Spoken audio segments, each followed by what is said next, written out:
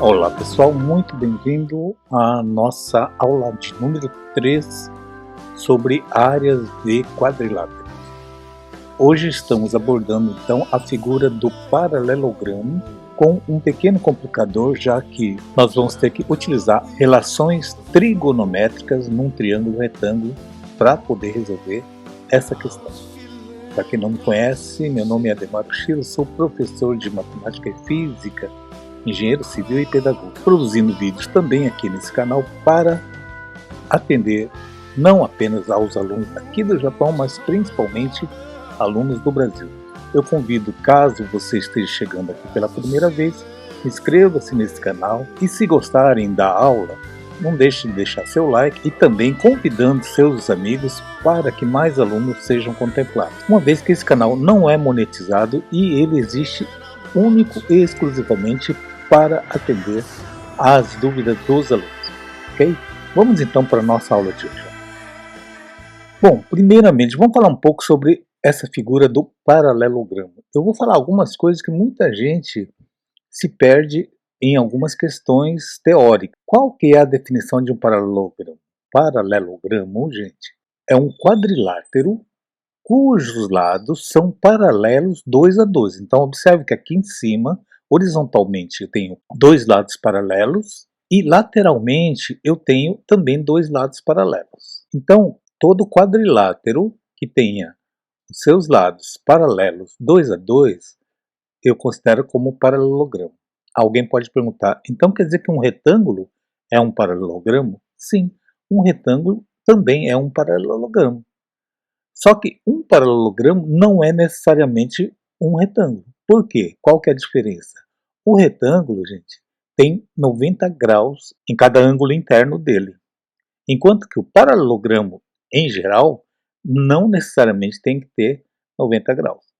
Ok? A única coisa em comum é que a soma dos ângulos internos tem que ser 360 graus. Ok? Então, um quadrado é um paralelogramo? Sim, um quadrado é um paralelogramo, mas um paralelogramo não é um quadrado. O losango é um paralelogramo? Sim, o losango é um paralelogramo. Só que um paralelogramo não é um losango. Por quê? Qual que é a diferença entre um paralelogramo e um losango? O losango, todos os lados também são paralelos 2 a 2. Só que o losango tem as mesmas medidas, tudo bem? Bom, dito isso, gente, agora vamos resolver essa questão aqui. Primeiramente, qual é a formulinha da área de um paralelogramo? É como se fosse de um retângulo. Então, a área, eu vou escrever aqui, a área de um paralelogramo é a base, que seria essa parte de baixo aqui, a base inferior, vezes a altura. Simples assim, igual do retângulo, tá? Bom, nesse caso aqui eu tenho a base, mas não tenho a altura. Como é que eu meço a altura? Você pega qualquer altura, se você pegar daqui, ó, daqui até aqui, e fizer 90 graus com a base, ele é a altura, eu posso chamar de H. Mas aqui fica difícil de eu calcular. Agora, se você pegar exatamente nesse vértice aqui, ó, e fizer a altura aqui, observe que vai acontecer uma coisa interessante.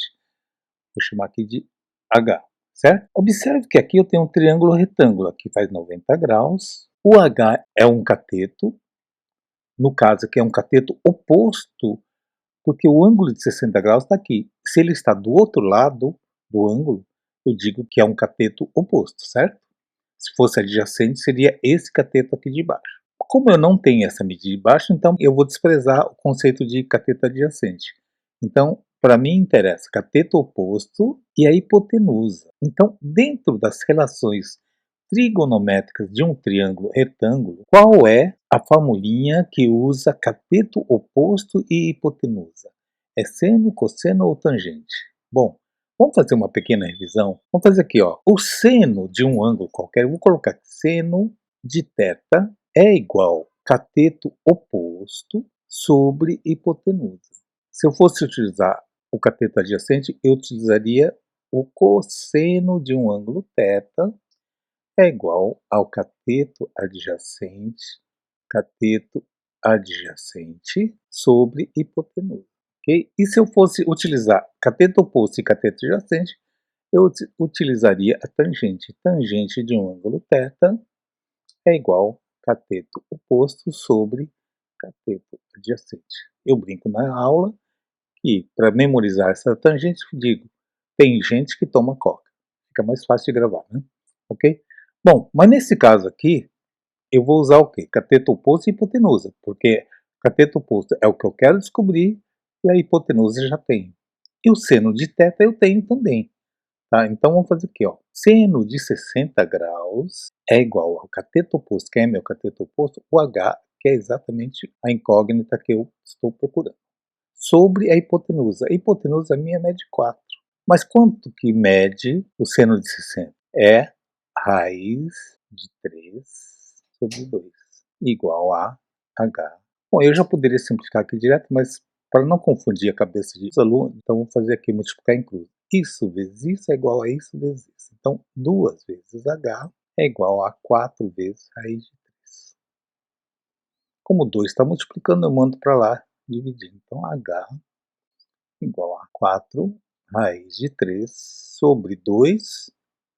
Simplifica. Simplifica vai dar 2 raiz de 3.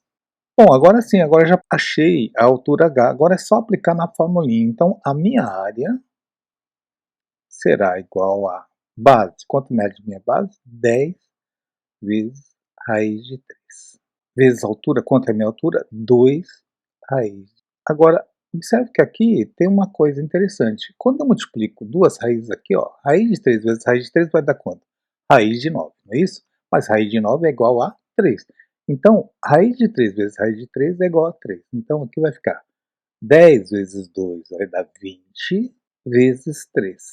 Ora, 20 vezes 3 vai dar 60. Então, a minha área será igual a 60. Como é centímetro vezes centímetro, então vai dar centímetro ao quadrado.